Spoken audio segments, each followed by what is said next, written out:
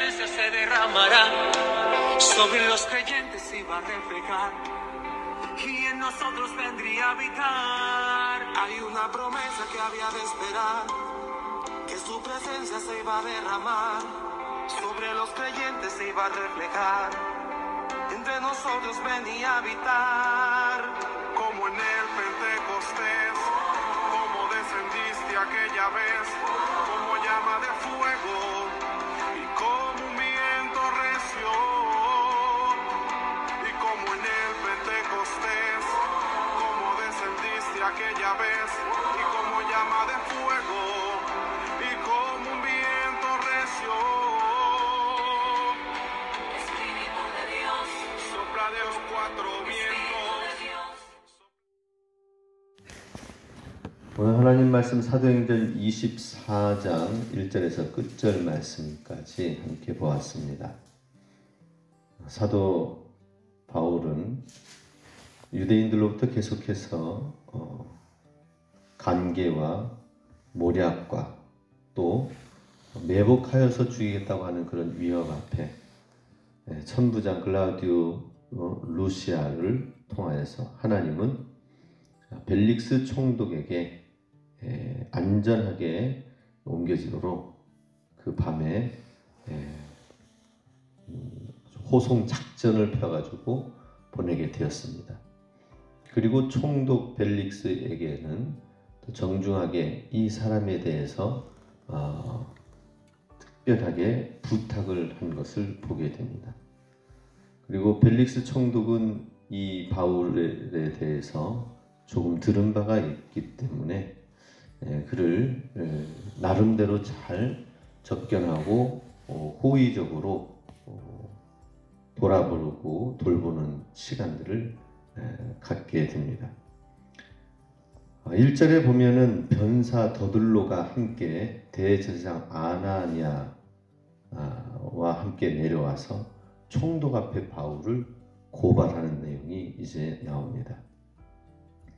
변호사 더들로, 말하기를 굉장히 말하는 데 있어서 유능한 사람을 앞장 세워서 대제사장 아나니아가 바울을 고발하기 위해서 벨릭스 총독 앞에 왔습니다. 변호사 더들로가 벨릭스에게 얘기한 것은 5절에 나와 있습니다. 이 사람은 전염병 같은 자다. 천하에 흩어진 유대인을 다 소유하게 하는 자요, 나사렛 이단의 우두머리고 성전을 더럽게 함으로 우리가 잡았습니다. 그를 신문하시면 알 것입니다. 라고 고발을 하였습니다. 여기에서 바울의 죄목이 나옵니다. 그것은 천하를 흩어진 유대인을 소유하는 자다. 유대인들이 잠잠해야 지방 로마의 각 지방들을 다스리는데 편안한데 그 유대인들을 자극시키는 그러한 전염병과 같은 사람이다 라고 하였고요.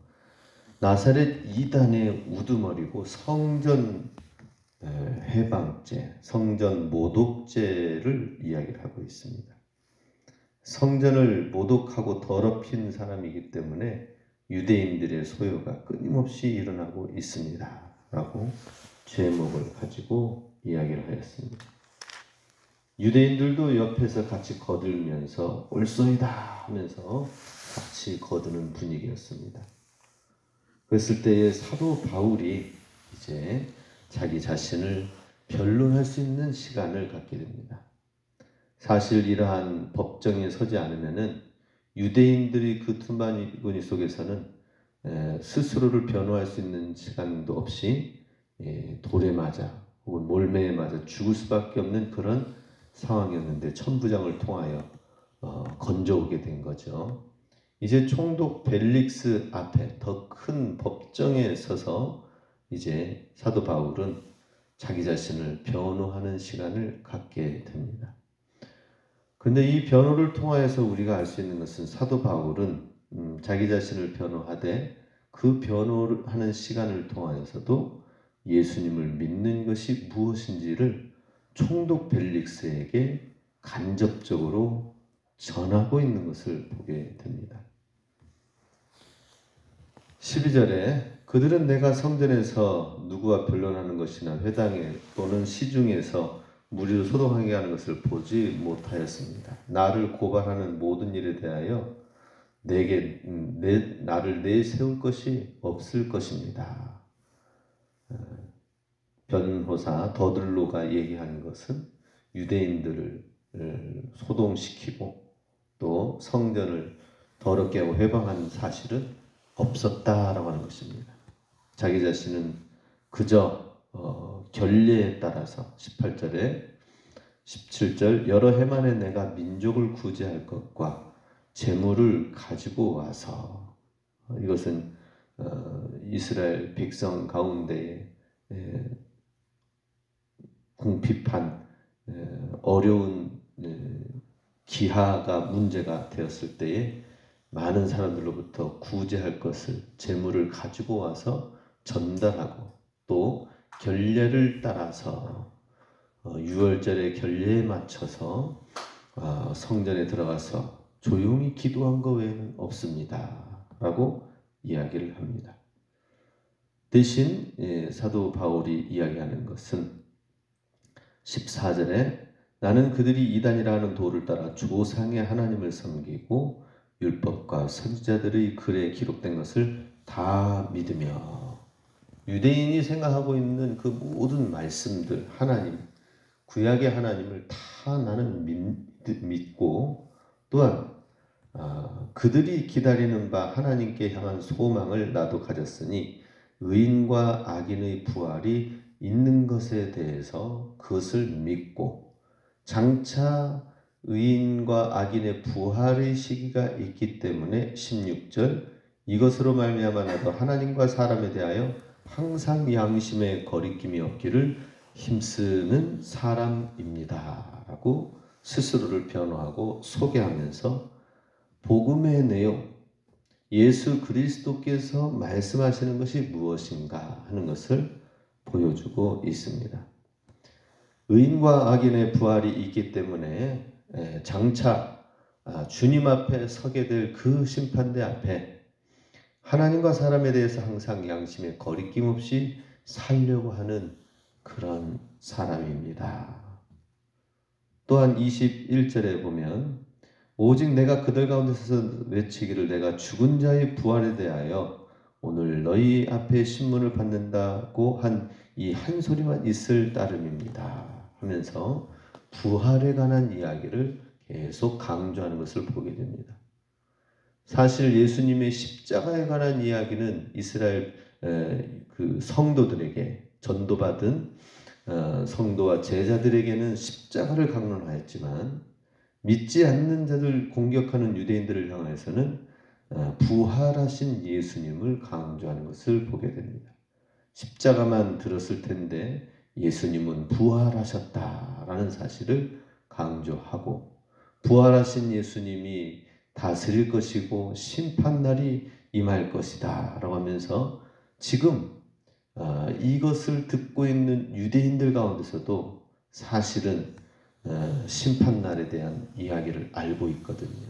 다니엘서에서 예언되어진 그 심판날 그 말씀들을 선지서들을 통해서 여호와의 크고 두려운 날에 대해서 들었을 텐데 부활하신 예수님이 장차 다시 오실 것이다 라는 사실을 말씀을 하고 있습니다. 이것을 들은 벨릭스의 반응은 22절에 나옵니다. 벨릭스가 이 도에 관한 것을 더 자세히 아는 고로 연기하여 이르되 천부장 루시아가 내려오던 너희 이를 처결할 것이고 백부장에게 명하여 바울을 지키되 자유를 주고 그의 친구들이 그를 돌보아주는 것을 금하지 말라. 지금 이제 벨릭스는 사도 바울이 이야기하는 것에 대해서 좀 더 듣고 싶은 거죠. 분명히 십자가에 죽었는데 부활하신 예수님의 이야기를 한다. 나름대로 벨릭스가 지각을 가지고 이성을 가지고 사도 바울을 대하면서 호의적으로 대하는 것을 보게 됩니다. 여기까지는 참 좋았습니다. 그런데 벨릭스가 그 구체적인 복음의 내용을 듣고 나서는 마음 문이 다 열려지지 아니한 것을 보게 됩니다. 24절에 보면 수일 후에 며칠 뒤에 벨릭스가 그의 아내 유대 여자 두루실라와 함께 와서 바울을 불러 그리스도 예수 믿는 도를 들었습니다. 예.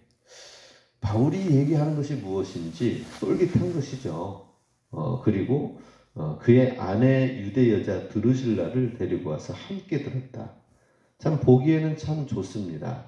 부부가 함께 말씀을 듣는다. 참 이상적인, 이렇게 부부가 함께 주의 말씀을 듣는다라고 하는 것은 사실 어디 본문에서 보기가 쉽지가 않습니다. 그런데 사도 바울이 25절에 의와 절제와 장차오는 심판을 강론하니 벨릭스가 두려워하여 대답하되 지금은 가라, 내가 틈이 있으면 너를 부르리라 하면서 결단해야 되는데 결단하지 못하는 상황들을 보게 됩니다. 하나님의 말씀을 듣고 그 말씀 앞에 사실은 벨릭스가 바울에게 호의를 베풀었잖아요. 자유를 주고 그 옆에 있는 친구들이 돌봐주면은 면회를 할 수 있도록 하여서 정말 신사적으로 사도 바울을 대한 데에는 너무나도 참 보기 좋은 모습이지만 개인적으로 하나님의 복음을 받아들이는 데 있어서는 머뭇머뭇거렸다 하는 것입니다. 그 이유는 무엇인가? 24절의 말씀에 거기에 키가 나와 있습니다. 벨릭스의 아내가 유대 여자입니다. 벨릭스는 사실 로마에서 노예로 있었던 사람이 그때 신분을 탈퇴하고 신분 세탁을 하고 나서 어떻게 잘 되어져 가지고 로마 황제의 눈에 잘 들어와서 인정을 받고 총독으로 발령을 받게 된 사람이죠. 그런 사람이 이제 유대를 지역을 통치하면서 유대 여자 드루실라는 유부녀였습니다. 유부녀. 그러니 남편이 있는 사람인데 우리 다윗이 우리아의 아내 밧세바를 취하기 위해서 우리아를 그 전쟁터에 내보내가지고 살인죄, 간음죄 지었던 것처럼 벨릭스의 아내 유대 여자 드루실라도 유부녀였지만은 저 사람이 마음에 든다 해가지고 취한 사람이기 때문에 불법적인 범죄가 여기에 들어가 있는 것입니다. 그러니 불법적인 상황 속에서 벨릭스가 강제적으로 취한 거죠. 그런 상황에서 하나님의 의와 절제와 장차오는 심판의 말씀을 들으니까 참 난감한 것입니다. 그의 삶을 하나님 앞에 회개하고 새롭게 주의 진리의 말씀 앞에 대면해야 되는데 그러지 못하는 것이죠. 그래서 결국에는 이 말씀까지만 듣고 벨릭스라는 사람은 27절에 26절에도 또 바울에게서 또 돈을 받을까 하고 자주 불러 이야기를 하였습니다. 결단을 하지 못하고 대신 바울에게서 그걸 뭐라고 합니까? 그걸 뭐라고 하죠? 또 생각이 갑자기 안 나네요. 돈을 받는 걸 뭐라고? 응? 저거 생각이 안 나. 예. 그 왜 있잖아요, 그죠? 그 받으면 안 되는 거 있잖아요. 그 뭐라고 하더라? 뇌물. 예, 그렇죠. 아이고, 새벽에 잘 돌아가지 않는데 저보다 낫습니다. 훌륭하십니다. 사도 바울에게서 뇌물을 받아가지고 그래서 좀 부를 좀 챙기거나 보내자. 그런 상황으로 사도 바울을 바라보는 관계가 되었습니다. 그렇죠. 지금 이제 그 상황의 그 위치에서는 자기의 생명에 달려 있거든요. 그 탄원하고 법정 앞에 선 사람은 불리하게 되면은 자기의 목숨이 달려 있습니다. 자기 신변의 안전에 문제가 있기 때문에 어떻게 해서든지 거기에서 뇌물을 줘서, 제가 뇌물을 사용해 본 적이 있어야 말이죠. 뇌물이 생각이 안 나요. 뇌물을 줘가지고 받는 그 자리, 사도 바울에게서까지 이 의의 말씀을 들었는데도 뇌물을 받고자 했다고 하면은 그 자리에서 한 자리 하면서 얼마나 많은 돈을 긁어 모았겠습니까? 그러니 그 죄는 점점 더 쌓이죠. 하나님의 의와 절제와 장차오는 심판에 관한 말씀을 들었는데도 불구하고 불편하고 두려운 심령 가운데에서 그것을 거기에서 한 걸음 더 나아가서 뇌물 받고 끝내자, 이런 마음을 갖게 되었습니다. 결국에는 27절에 유대인의 마음을 얻고자 바울을 계속해서 구려하여 두었다라고 합니다. 그러니 천국 문턱까지 갔다가, 그죠? 오늘 찬양에서는 그날 아침 천국에서 만나자라고 찬양을 한 부분들이 있는데, 그게 간단한 문제가 아닙니다. 간단하게 그냥 천국 가면 되겠지? 천국 가서 만나면 되겠지? 그냥 되는 게 아니에요. 벨릭스처럼 하나님을 말씀을 듣고 거기에서 결단을 머뭇머뭇거리면은 안 되는 거죠. 그냥 물질에 대한 것만 취하고 하나님이 주시는 축복만 바라보고 그런다고 하면은 그것도 진실한 믿음이 아닌 거죠. 하나님 앞에서 우리는 부활하신 주님, 장차 오실 주님 앞에 우리의 삶은 어떻게 해야 될 것인가?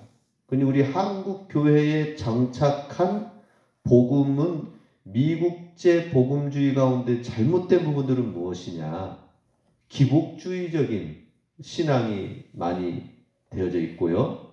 그리고 또 영접하면은 그 자리에서 영접하면 모든 것이 다 천국 가는 줄 알고 그냥 되는데 뭔가 꺼림직하죠. 전하는 자도 꺼림직하고 듣는 자도 꺼림직하고, 나는 분명히 죄인이라고 하는데 나는 죄인입니다 따라서 하니까 천국 갔다고 하니까 한순간에 그냥 천국 가고 하니 나는 더 이상 뭐 할 게 없어. 천국 간다고 하는데 그니 그 다음에는 생활이 그냥 개판이어도, 생활이 어떻게 지내도, 하나님 말씀과는 상관이 없어도, 신앙에 열심을 품지 않아도, 대충 신앙생활 해도 천국 가는 줄만 알고 있다가 가보면 뭡니까? 벨릭스와 같은 사건이 벌어지게 되는 겁니다. 천국 문턱까지 하나님 말씀은 듣긴 들었지만은 결단하지 못하는 신앙이 있었던 거예요. 그건 위험한 것입니다. 벨릭스를 보고 이 사람 이렇게 해서 안타깝게 그냥 사도 바울에게 진리의 복음의 말씀을 영접하지 않고 뇌물이나 받고 끝내는 그런 수준에 있었네. 유대인들의 마음에 환신이나 사면서 사람을 두려워하지 하나님을 두려워하지 못했구나. 우리는 이렇게 생각하면서 우리 자신을 돌아보지 못하는 경우가 있지만 그게 아니다 하는 것입니다. 하나님 앞에서 우리는 날마다 결단하면서 주님의 장차 오실 그 심판대 앞에 우리가 어떻게 서게 될지를 보고 우리의 모든 삶 속에 하나님 안에서 믿음으로 살기를 힘써야 된다 하는 것입니다. 사도 바울은 이것을 갖다가 우리는 두려워 떨며 너희 구원을 이루라라고 말씀하셨습니다. 우리는 구원 받았습니다. 그렇지만 천국 문에 이를 때까지 우리의 믿음을 끝까지 두려움 가운데에서 떨며 심판날을 있음을 알고 우리 신앙생활을 열심을 품지 않으면 안 된다라고 하는 것입니다. 그것을 예수님께서는 모래 위에 세워진 집인가, 반석 위에 세워진 집인가, 이 땅 가운데에서 우리의 믿음이 참된 믿음인지 아닌지, 알곡과 가라지인지 계속해서 주님은 말씀하고 계시는 것입니다. 똑같은 그 결실을 맺은 열매인 것 같은데 보니까 속은 비어있는 쭉정이에요. 그러면 안 되겠죠. 우리 알곡신자가 알곡신자가 되도록 하기 위해서 예수로 채워지고 예수의 말씀으로 채워지고 충만하게 되어서 그것을 그 앞에서 결단하고 순종하는 삶까지 나아가야 된다 하는 것입니다. 오늘 우리 다시 한번 벨릭스 총독의 이러한 자세를 통해서 우리는 신앙생활을 어떻게 해야 될지, 그냥 대충 하면 안 되겠죠. 그죠? 열심히 하나님 앞에서 주님 앞에 서는 그날까지 우리의 믿음이 알곡 신앙이 될 수 있도록 쭉정이가 되지 아니하도록 하나님 앞에서 열심히 신앙생활하고 주님의 나라를 위하여서 주님의 부활을 준비해야 된다 하는 것입니다. 우리 다시 한번 마라나타 주님의 오심을 진실하게 준비하며 나아갈 수 있도록 초대교회 7교회에 칭찬 듣는 교회와 책망 듣는 교회가 있었던 것처럼 우리는 하나님 앞에 정말 칭찬받을 것인가, 아니면은 영원하신 지연하신 심판 앞에 책망받을 것인가. 우리 정말 하나님의 말씀을 깊이 깨닫고 하루하루 주님 앞에서 승리하시길, 부활신앙, 재림신앙을 가지고 살 수 있길 주님의 이름으로 축복합니다. 아멘.